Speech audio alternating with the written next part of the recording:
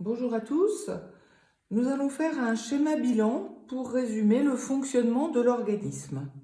Alors, un organisme, c'est formé de différents appareils respiratoires, appareils urinaires, appareils nerveux, et les appareils sont formés d'un assemblage de différents organes. Les organes sont eux-mêmes formés de cellules, et les cellules ont une fonction.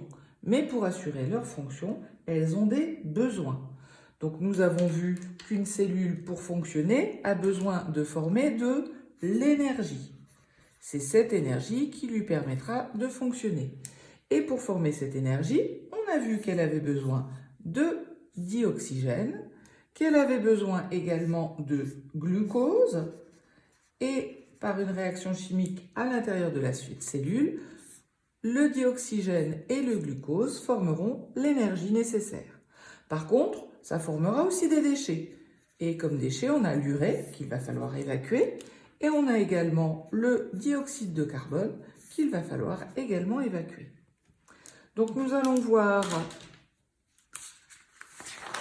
dans un organisme. Alors je vous dessine un organisme. Donc voici un organisme. Nous avons dans cet organisme différents organes et ceci serait par exemple une cellule présente dans un organe. Et nous avons vu donc que cette cellule, pour fonctionner, avait besoin de dioxygène et de nutriments, de glucose plus particulièrement, pour former son énergie.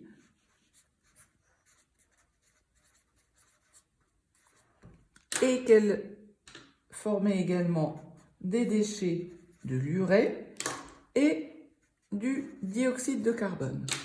Alors, comment est-ce qu'elle récupère son dioxygène? Bien, c'est très simple, vous le savez, c'est par la respiration. En respirant, on fait rentrer de l'air dans ses poumons et on va prendre le dioxygène qui est présent dans l'air des poumons. Par contre, ce dioxygène va passer dans le sang. Donc, je vais dessiner la circulation sanguine. Vous vous rappelez que la circulation sanguine, on parle de double circulation.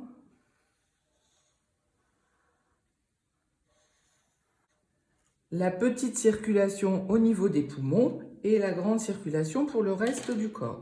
Et puis, ce qui met le sang en mouvement, c'est le cœur. Le cœur qui est en deux parties qui ne communiquent pas, le cœur gauche et le cœur droit.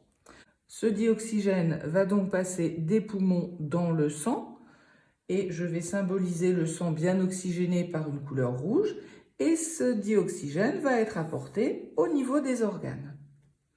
Le glucose, lui, proviendra de l'alimentation.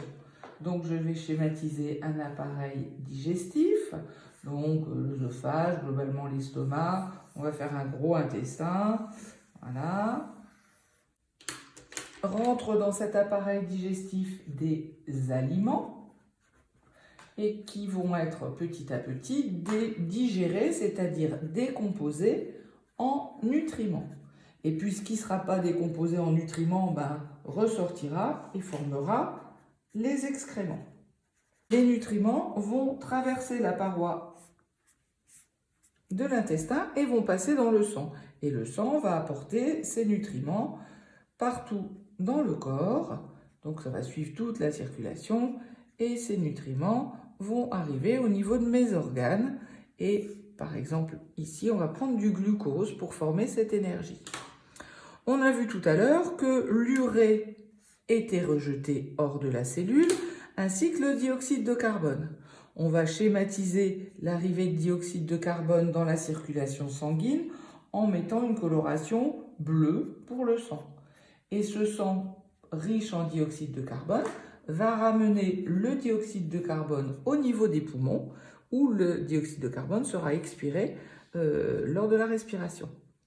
L'urée qui est formée au niveau de mes organes va donc se retrouver dans la circulation sanguine et au niveau de l'appareil urinaire, il va y avoir filtration de cette urée qui va se retrouver dans les reins, puis sera éliminé à l'extérieur dans ce qu'on appelle l'urine.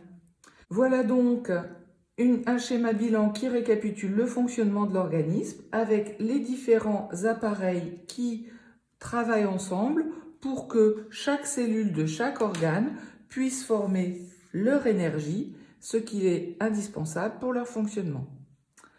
Voilà, et bien écoutez, je vous souhaite une bonne fin de journée et je vous dis à bientôt. Au revoir.